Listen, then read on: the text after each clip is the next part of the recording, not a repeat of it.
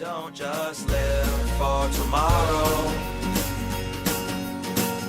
or just live in yesterday. Just be glad for all you have that's in today. And though you've come through many obstacles. Hey everyone, Connie here, and welcome to my blind reaction to Amphibia Season 2, Episodes 15 and onward. As we have been doing, we are just continuing to take it as it goes. Last couple videos have been 2 episodes each, but this one could be more, maybe? We'll see. It's just going to depend. Whenever I feel like it's the right time to stop, whenever I feel like an episode has just hit that right point where it's like, okay, I feel like either we shouldn't continue after this yet in this video, or I feel like I just don't want to, I feel like I left off on a good point, that's when we'll stop. Basically just whenever I feel it's right to do so. But yeah, we've been getting some interesting stuff. We had the first of these temples explored. Marcy got a lot of great focus in that episode. And I'm definitely interested to see where this goes now. Things are becoming pretty interesting this season. There's more of a consistent through line with this season than there was with Season 1. Season 1 was a lot more like setting everything up, introducing us to a lot of the characters, and kind of getting to know everything. While also giving some pretty good stories, including some good horror stuff. This season is definitely more connected. There's still quite a bit of stuff that you could say is very episodic, but even the episodic stuff feels more impressive and more tightly wound, if that makes any sense, than the stuff in Season 1. It just feels like there's more of an ongoing narrative here that is the backbone behind everything, even the stuff that is more episodic. The only exception would probably be the Halloween episode. That one very much felt like its own thing, but it was supposed to. It was non-canon and it was a special, so to be fair. I still enjoyed it though. But as another note, as of the time I'm recording this, I have begun showing my sister Amphibia, because we finished Owl House Season 2.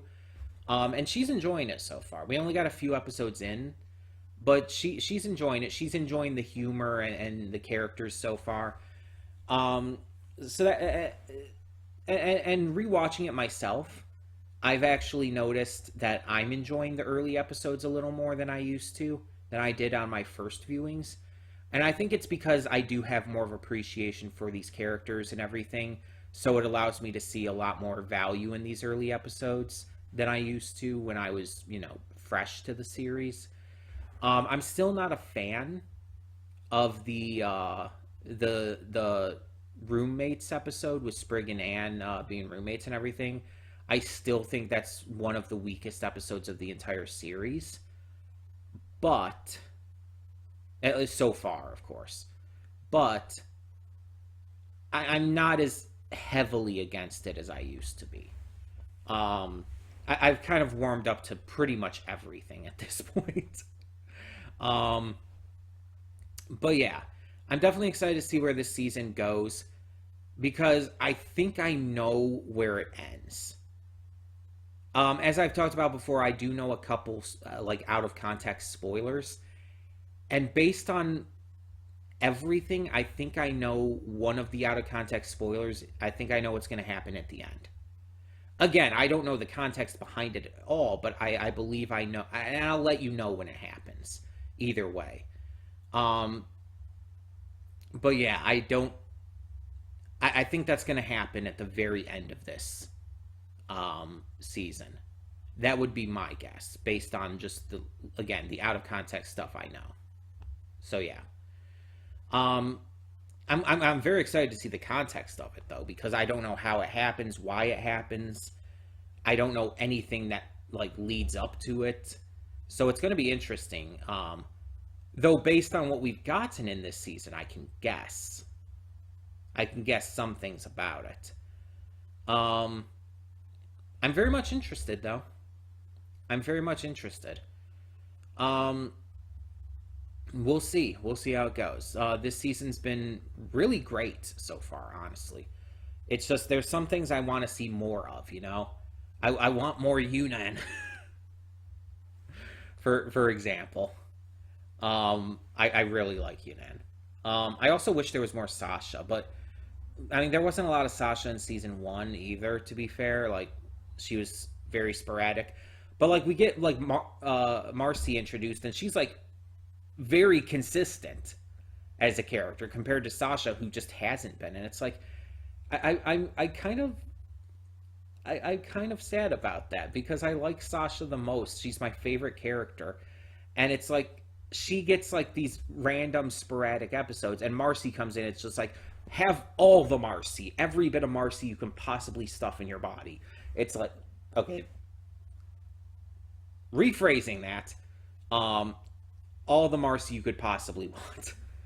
Um, it's just like so much Marcy constantly, and it's I like Marcy, so I'm not like opposed to that. It's just I want more Sasha. It's purely just Sasha's my favorite character. I want more of her. So yeah, gonna be interesting to see how this wraps up and everything. We got like 6 more episodes total because there's like 20 episodes in the season. So 6 including the one we're about to start with today. We'll see how many we get through here. But this might kind of be it. It might just be this video and the next video, and that might be it for the season. Because I definitely want the last video of the season to be multiple episodes. So, I don't know. It depends on how many we end up getting through today. We'll see. In the meantime, though, we're just going to get this started and hope for the best. So when the screen fades to black, pause this redirect and go to the description below. Follow the link to the reaction, and after you watch it, come back here to the redirect and resume play. Because after fades black, then fades back in, everything from that point forward will be my afterthoughts and will contain spoilers to the episode, or episodes. So, that being said, thank you so much for tuning in, and I will see you at the reaction. And we are back, and we'll begin with spoilers in 3, 2, 1, now. Okay, we had some very good episodes here. I'm just going to say this was an amazing set, and I'm glad I did all 3 of these, because ending on a Sasha episode with, you know, Sasha being my favorite character worked really well. But there were a couple points where I could have ended. So let's talk about episode 15, New Wartwood and Fender Frobo. Honestly, I could have done this one on its own, and I would have been completely satisfied with that. This episode is, I would say, one of the best of the season. So New Wartwood focuses on Marcy, getting to know the residents of Wartwood and getting familiar with the town. She realizes that the people of Wartwood initially don't like her, in the same way that they didn't initially like Anne. However, she wants to be liked, which I think most people can relate to. Everybody wants to be liked, so she decides to fix things up in the town, which at first goes really well. She's filling potholes and fixing up some houses and everything, and it's going great. But once she starts working with Mayor Toadstool, obviously at that point it kind of goes downhill because, you know, Mayor Toadstool.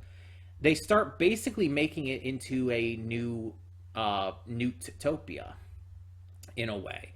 Trying to make it too fancy and too over the top, to where it kind of loses the charm and value of what Wartwood brought.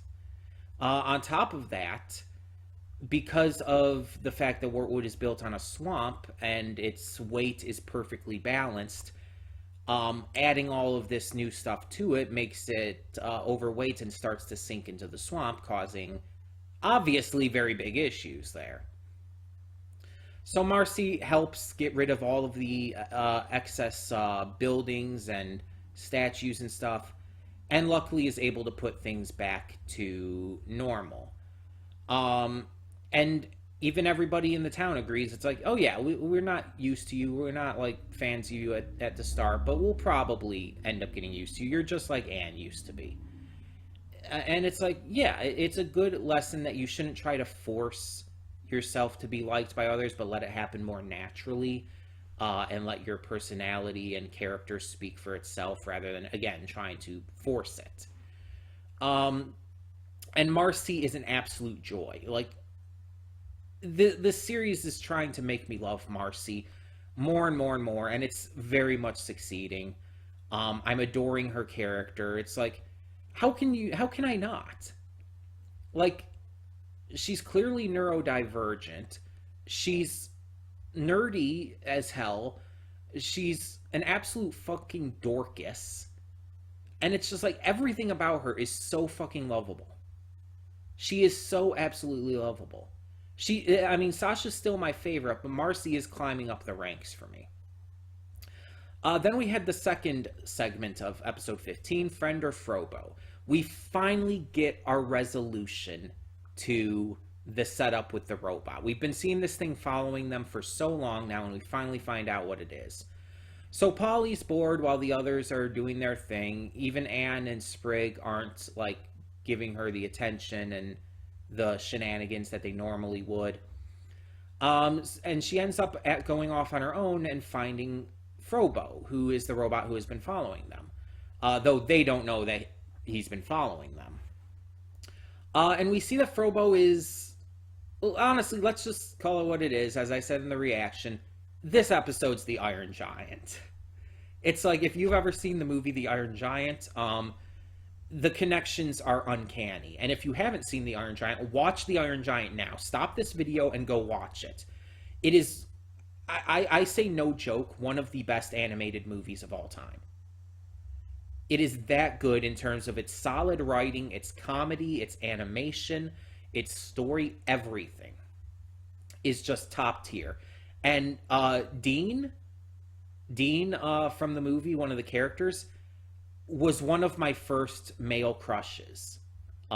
Even before I came out, and even well before I realized I was a girl in any way.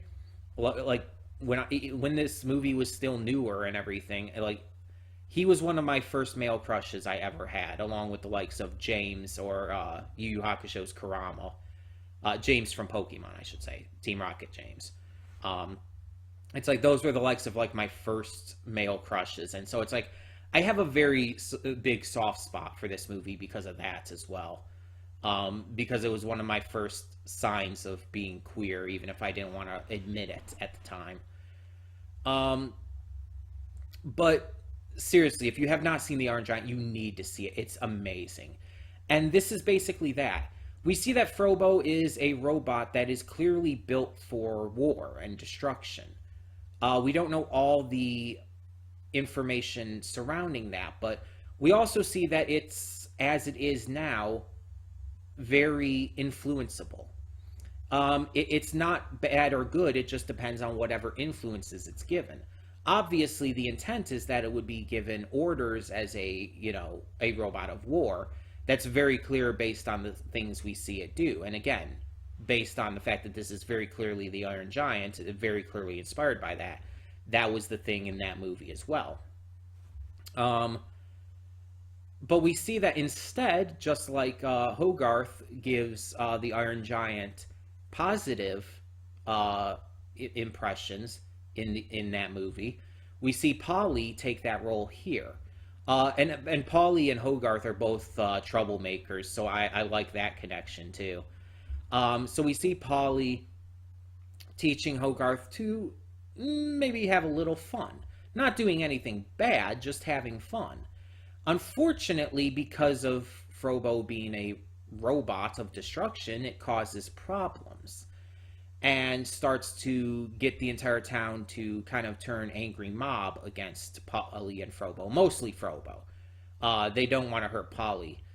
And when Polly accidentally gets hurt, Frobo goes entire rage mode. And it's Iron Giant. It's fucking Iron Giant, and I love it. Like, again, I say The Iron Giant is one of the best animated movies ever made. and definitely one of my favorites. And so seeing that this episode is clearly inspired by that, it's just like I love it. I love it so fucking much. It is just so fucking awesome, and it's just like, the fucking best. I love it. I'm so giddy over it. Um, and so obviously Polly helps Frobo be talked down, and it ends up Frobo is good for helping the planters with their, farming and everything as well, and so becomes just another part of the family, another part of this crazy, wacky, weird found family. It's just like, just everything about this, just again, because it is so obviously inspired by the Iron Giant, it's just like everything about this segment, just instant love for me. When I rate the segments of this season, this is gonna be at least very near the top. I don't know how the last 3 episodes and the segments within are gonna go, but this one's definitely gonna be near the top, at least, possibly even at the top. It's that good for me, and it's just like, even just outside of the fact that it's obviously a reference to one of my favorite animated movies, it's like, even outside of that, it's just that good. It's a well-written episode, so. But then let's go into episode 16, Toad to Redemption and Maddie and Marcy. And once again, another really fucking good episode. It's like this entire set was amazing. All 3 of these episodes, 15, 16, and 17, were all top tier. It's going to be hard to make a top 10 list for this season because it's like there's so many good episodes. So Toad to Redemption, I am so fucking happy with this episode's just existence. The fact that we're finding that Mayor Toadstool has gone through all this character development, and it's something we've kind of seen already, but this one really like acknowledges it and goes deep into that. And to see that he has grown to love this town, not for what he can get out of it, but just genuinely love the town and its people to where he doesn't want to leave it and wants to genuinely help it. It's just like, fuck yeah, character development. I've talked about before, like it's been made very clear through all the things I've reacted to how much I love great character development. I mean, one of my favorite characters of My Hero Academia is Bakugo because of his character development. So it's very fucking clear how much I value that. And I've tried to make that very apparent in my reactions. So seeing amazing character development like this with him, he was never like a very bad guy. He was an antagonist for sure, but he was never like evil like other characters have been. But he was definitely a bad guy. And to see how he's come so far and to have it be entirely believable to the point where it's like you can look back on other episodes and realize that, oh yeah, he's definitely been changing. He's definitely grown as a character. It's like, fuck yeah. And the episode itself was really good. This Jacinda lady from Newtopia comes and is like, oh, we need someone new to lead Toad Tower because, shit's been going down and no one's currently leading it. So we're going to have you take over since you're a toad and we think you're worthy. And the entire episode's about Anne helping him try to prove himself unworthy by being incompetent. And the thing that ends up proving him unworthy is that he's actually become a good person. And it's concerning as fuck that Jacinda and Newtopia want a bad person leading Toad Tower and eventually settle on Bog. That is very concerning, which was very much made apparent by the episode. I wonder how that's going to fit in with the rebellion that's happening now. That we'll be talking about with episode 17 as well. But I'll talk about that more when we get to that. But then we have the second segment of this episode, Maddie and Marcy. I said it in the reaction. We don't get enough Maddie. Maddie is such a fucking awesome character. I love the idea of this this young girl in Wartwood just being a witch to the point where it's like she's fucking like performing necromancy and shit. It's like, I love the fuck out of it. I love everything about this. This is the best. This is amazing. I love Maddie so fucking much. But it was also a genuinely really heartfelt episode. Maddie is being annoyed by her little sisters, who are, I guess, about the same age as Polly. She's being annoyed by them because they want to play with her all the time, but she has this passion for her witchcraft that she wants to put all of her time and attention into. And it only gets worse when Marcy ends up discovering Maddie, and the two hit it off really fucking well, to the point where Marcy actually begins to study under Maddie as an apprentice in witchcraft, which also, by the way, is fucking amazing. Just the idea of Marcy being a witch's apprentice is absolutely phenomenal, and I love it. And they're doing well together, but Maddie's sisters get excessively jealous. They miss playing with their big sis. And so they end up stealing one of her spells, a growth spell. They think it's going to make them older, but it just makes them physically bigger. And because of that, they end up like causing all this mayhem around Wartwood.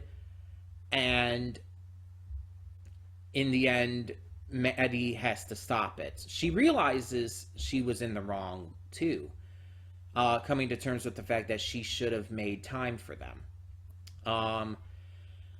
So she turns herself giant and juggles them to help calm them down and keep them happy, while Marcy uses what she was taught and makes her first elixir, a reversal elixir to bring them back to normal size.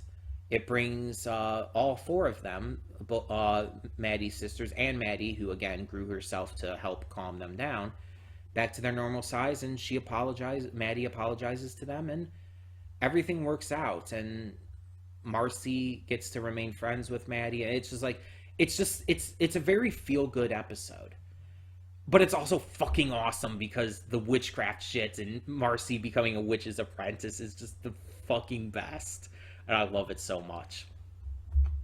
And then we get into episode 17, which was, I would say, the most important of these episodes. I wouldn't say it's my favorite of the three. In fact, I would probably say it's my least favorite of the three, but I still loved it. So the first of the two segments in episode 17 was the Second Temple. Obviously extremely important. So our group and Marcy, the planters, they all head to the tundra to where the Second Temple is going to be. And they end up coming across Valeriana, who was seen in the night market, the Bazaar, that's what it's called. Night market is Owl House. But yeah, we'd seen her in the Bazaar, and so she's back, and she is going to take them to the Second Temple and all. They go along, and it's very clearly a bunch of tests. Like, as we're going through, it's like these things are happening, and it's like, I had already figured that each of the temples would be directly connected to each of the three girls. The first one was puzzles, obviously connected to Marcy. And now the second one, as we find out, is definitely connected to empathy and kindness, obviously Anne. So the third one's going to be strength and everything that will be connected to Sasha. So I can't wait to see how that comes out to play. Again, weird wording there, but you know what I mean. How that plays out. Let's put it that way. But it's very clear throughout the entire episode, throughout the entire segment, that it's all a test. It's too obvious. Like the bird and everything with like the having to throw away the caterpillar coat was one thing. That you could chalk up to being circumstantial or whatnot.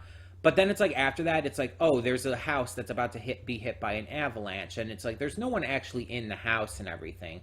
It's like, okay, this is very fucking obvious. But it actually did make me question things a couple times. It made me question at a couple times if Valeriano was actually a bad guy trying to get the box for herself. It even made me think, like, what if she like was supposed to be the guide for this, but ended up like becoming lost to greed and everything.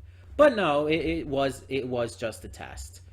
And Anne passed. She proved that she was worthy by showing her humanity, her heart, her empathy. And it's like, yeah, it just confirmed my theory, and it was really good and entertaining at the same time. Uh, However, while the stone is charging, because this one takes a bit, she hears her friend scream and gets scared. So she takes the stone before it's done charging, and that is so going to come back into play. I don't know what that's going to mean. I don't know how that's going to come into play, but it is. But she makes it back to her friends, and they were screaming just because of a video or something, and all is good. But that is so coming back into play at some point. And then we have Beryl's Warhammer, the second segment of episode 17 and our last of this video. And a Sasha segment, which is always appreciated. Though, I think I would say that this is the weakest Sasha segment. It's not bad by any means, and it continues to show where Sasha's character is going. It's still very good. But I would say it's the weakest just in terms of entertainment value. In terms of the actual content and what it's setting up, I actually think it's really strong. So take that as you will.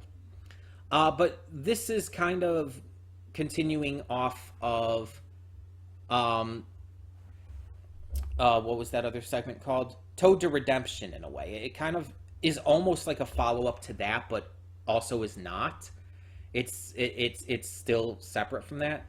But in the way that Toad to Redemption showed that they're working on getting Toad Tower back up and running, this one, the former leaders of Toad Tower, Grime and Sasha, go with Percy and Braddock to convince the other towers at this Toad Summit to align with them and take down Newtopia, to create this full-on rebellion against King Andrias.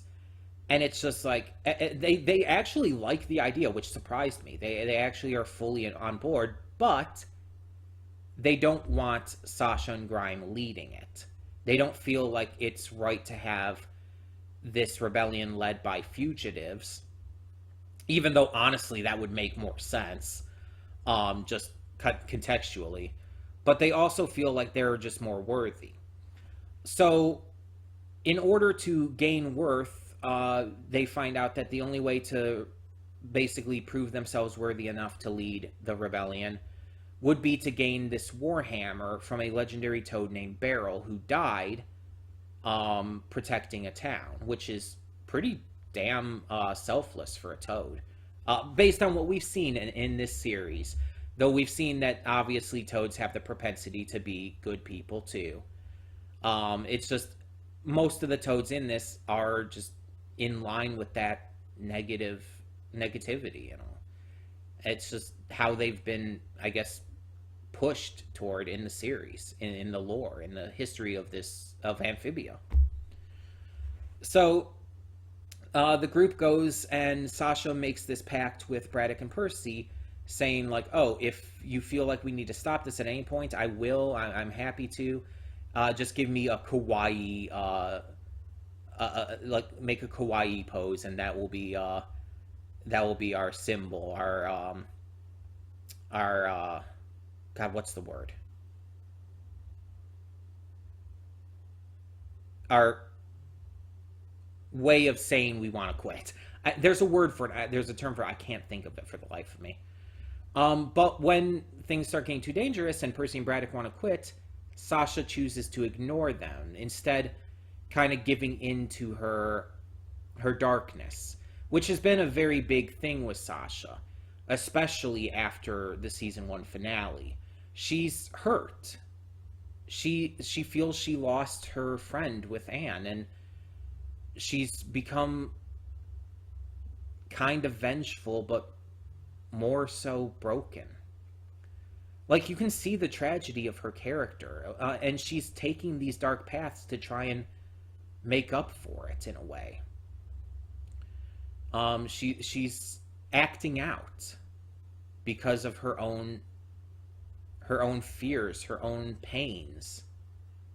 And it's really sad, actually. And I don't know how many other people agree with me on that Sasha's character arc here is very sad. But I truly believe that. And I'm by no means just sticking up for Sasha just to stick up for her. I acknowledge the things she's doing here are bad. She is doing bad things. Um, but I understand why she's doing them, and I just feel like we need to acknowledge that she needs love here. And I feel like that's Sasha's big thing, is that she craves love, and she acts out when she's feels like she's losing it. So plus there's also just the fact that she wants to be respected. She wants to be seen as valuable. That very much comes into her choice to ignore Percy and Braddock too. They end up fighting this narwhal worm, and with that has the hammer stuck in it. They get the hammer out as they're leading the worm to the tower and manage to stop it from crashing into the tower completely. And they succeed. They succeeded in bringing the hammer back, so they're worthy to lead the rebellion. Everyone else agrees to it. But because of everything, because of ignoring Percy and Braddock's desire to quit the mission because of their fear and worry, they can't take it anymore and they leave. They quit the rebellion and they quit Sasha and Grimes' side. And good for them. Good for them sticking up for themselves and just not letting other people take advantage of them anymore. I really like that. And I also like that it's very clear that Sasha didn't want them to leave, and that she realized what she had done was wrong. It was very clear that she understood. But that she also was afraid to show weakness. I talked about this in season 1. And I want to bring it up here because I don't think I've brought it up this season at all. Sasha shows signs of there being something dark in her past. I don't know if it's abuse. I don't know if it's lack of family or something else, but Sasha is desperate. She's desperate for attention, desperate for people to see her as valuable and strong, and she's desperate to be strong, to not be weak, to not be seen as lesser. And unfortunately, this is very much a thing that can happen with people who are abused. They can themselves go down a dark path in order to not be weak anymore, in order to not feel like they're worthy of abuse. It's the entire concept of, in order to not be bullied, I'm going to become the bully myself. And it's very much an unhealthy and terrible thing to do, but it's also extremely sad. And I think that's what's going on with Sasha here. Again, we don't know her backstory yet, but I think that there's more to her, and I think that she has some darkness in her past that she's trying to rise above, but doing it in the wrong way. Sasha, more so than Marcy and Anne, has the most propensity for growth, I feel. I talked about how my biggest issue with Anne is that she feels very bland, like she's not that interesting compared to a lot of the other characters in this series. I just don't feel like she needs to grow much. I don't feel like there's really any need for that. And Marcy, honestly, it is something I almost never say, but Marcy's perfect. Marcy is exactly where she needs to be. I don't think that there's any character growth that is really needed for her. Which is something I almost never say, because it's like that seems very much the antithesis of writing any good character. But Marcy's just that well written to where it's like she doesn't need it. She's not, her character arc is not about that. But Sasha's very much is. Sasha's entire character arc is clearly an arc about growth, about becoming a better person. And that's why she's my favorite character. Not just because of her personality, not just because of her in exciting like go-to attitude about getting things done and everything. She's my favorite character because she has the most room for character growth of all the three human characters, the trio. And in fact, it's very clear again that her character is made for that. That her character is intended to grow. It's just like Bakugo from My Hero Academia, a character who is very clearly antagonistic to a point, but also has the best room for growth and is meant to do that as part of his character arc. Bakugo's one of my favorite characters. The only reason he's not number one is because I love Sue so fucking much. But he's still my second favorite character in all of My Hero Academia because of that, because we've seen his growth happening. And we're going to be seeing that with Sasha more and more as we go on. We've already seen it to a degree. And we're going to keep seeing how her character grows and evolves.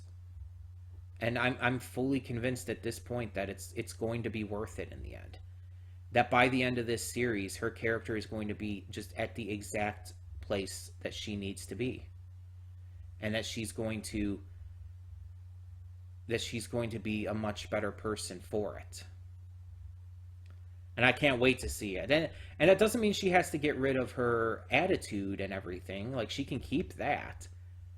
But she's going to become a better person throughout the rest of this season, whenever she appears again. If she appears again by the end of the season, which I feel she will. I feel this rebellion is going to happen by the end of the season. But also in next season as well. So yeah, it wasn't my favorite just in terms of pure entertainment value for Sasha episodes. But in terms of the actual content, it was amazing. And all of these episodes, all of the segments within them were amazing. I had not a single one of these segments in any of these 3 episodes that I could consider even slightly bad. They were all fantastic. My favorite is either Friend or Frobo or New Wartwood. It's definitely one of the episode 15 segments. And I'm leaning towards Friend or Frobo just because of the reference and the connection I have with that. So my love for that movie. But I loved all of this. Like, this was phenomenal. So next week will be the final 3 episodes of season 2. And again, I think I know at least part of how this season's going to end based on what we've got. And again, I'm not going to tell you what it is yet.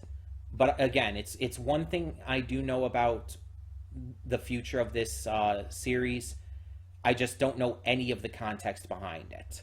I just know that it is a thing that happens. And based on everything we've got with this season, I assume it has to happen at the end of this season. But we'll see. I might be wrong. We'll see. In the meantime, tell me in the comments below what you thought of these 3 episodes of Amphibia and all the segments within. And for now, I'm Connie and I'm signing off. See y'all next time.